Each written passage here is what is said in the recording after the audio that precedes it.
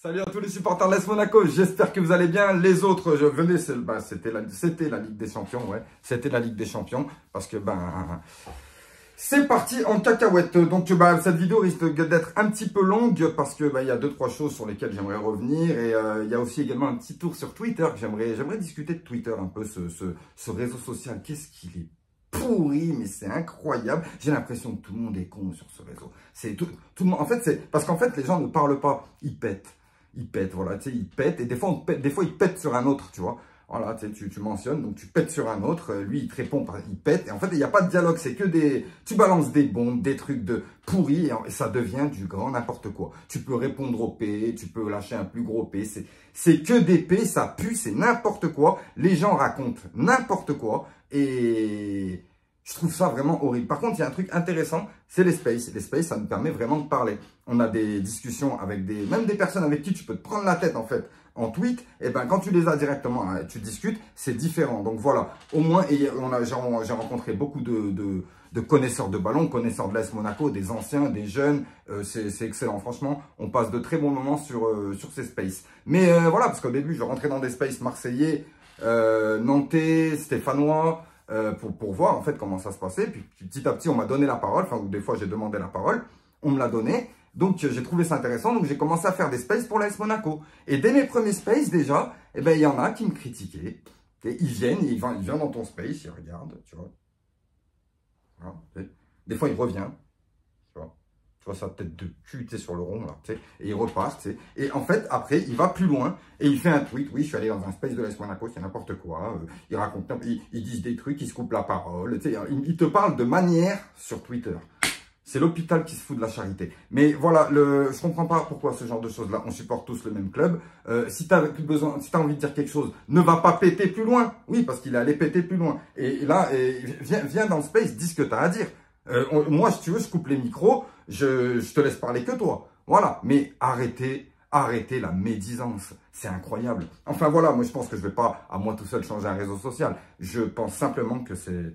Je comprends pourquoi Elon Musk, il veut pas acheter cette merde. Mais c'est parce que c'est du grand n'importe quoi.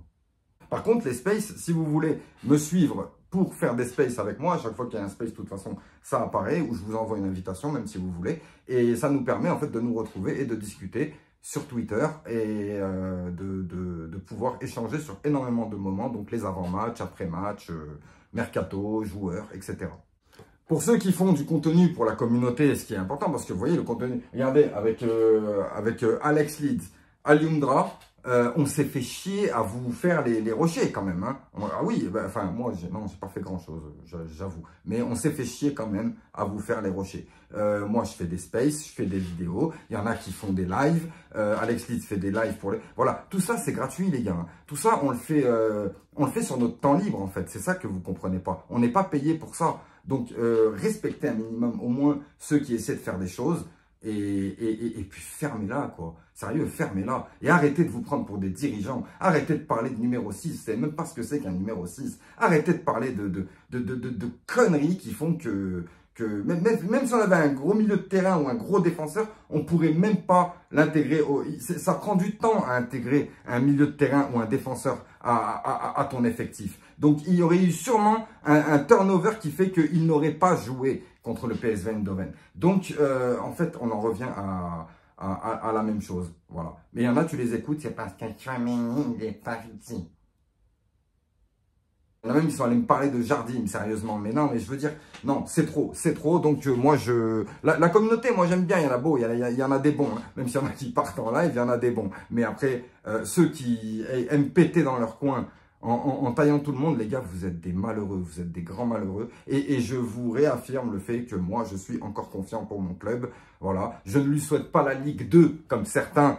Oui, la Ligue 2, comme ça, ils comprendront. Mais con, mais qu'est-ce que... Enfin, je sais pas, il y en a, vraiment, ils devraient acheter le supporter pour les nuls. Voilà, c'est ça.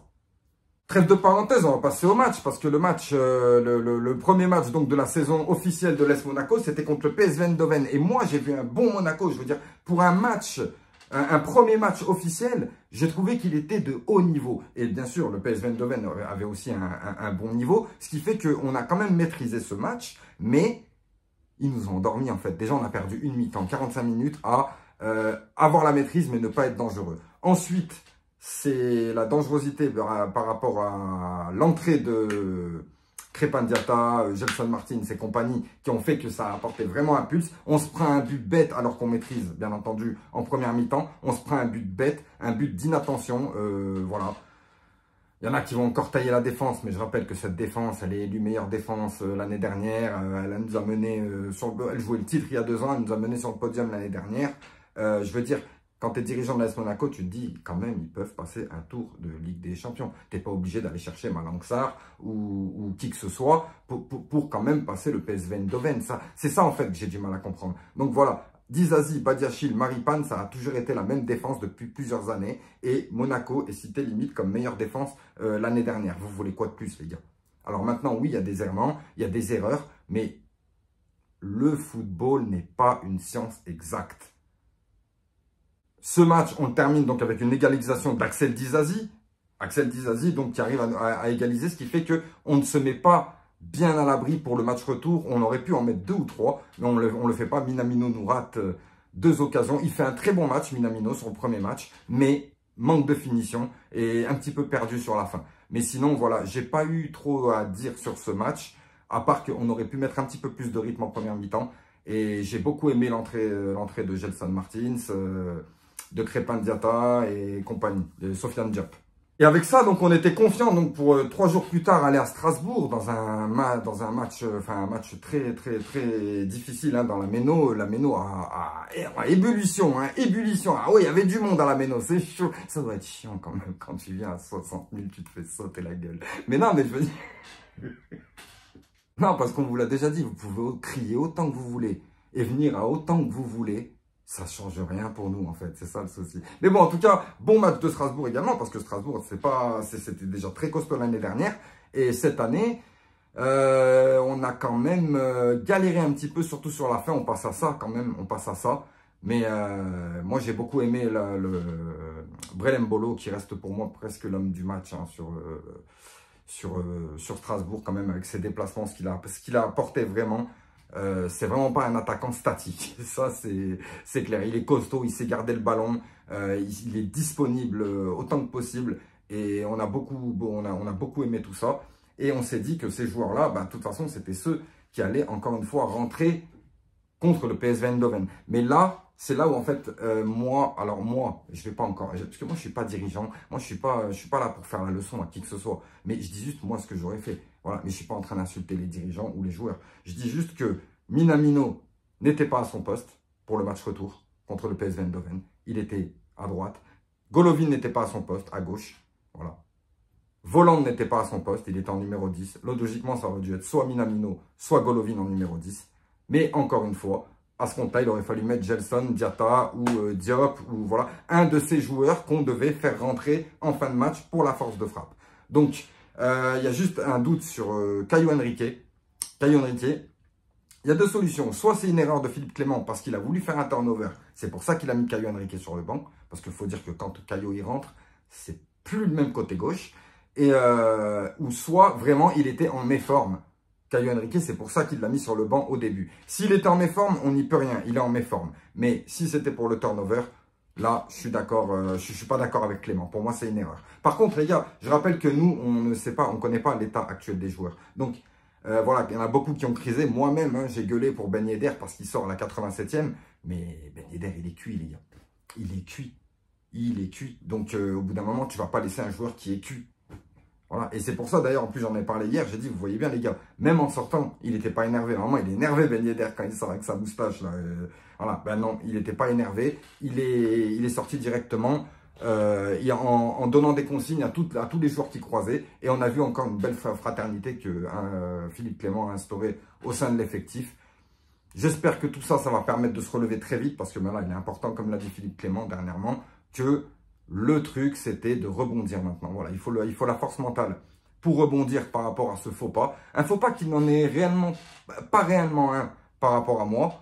Enfin, du moins, moi, comment je vois les choses, parce que je vous dis, quand je reprends la saison où on était sur une fin de saison, voilà, Braga, élimination, fin de saison, où on n'allait rien jouer et au final, on arrive sur le podium, On a fait le barrage de Ligue des Champions, on le perd.